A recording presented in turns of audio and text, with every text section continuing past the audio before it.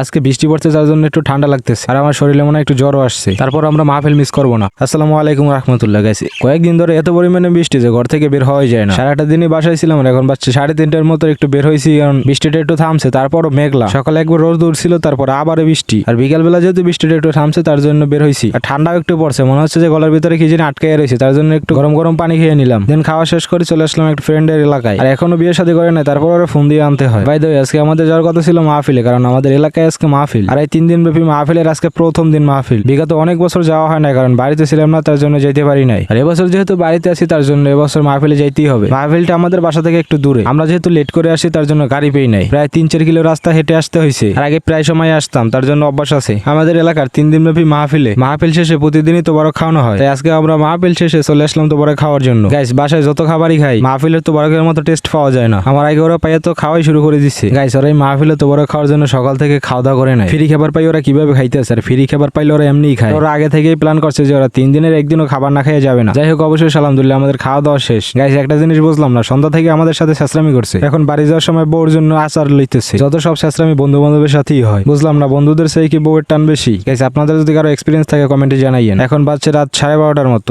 আমাদের আবার 4 কিলো রাস্তা হেঁটে যাইতে হবে। গাইস ও যে এরকমের বউ বকতে হবে তা আমরা জীবনেও কল্পনা করি নাই। ভাই আমরা এখন বাড়ির উদ্দেশ্যে রওনা দিব। অবশেষে আমরা চলে আসলাম বাড়িতে, আর এখন বাচ্চা 1:30টা। গাইস চ্যানেলটা সাবস্ক্রাইব করতে ভুলিও না।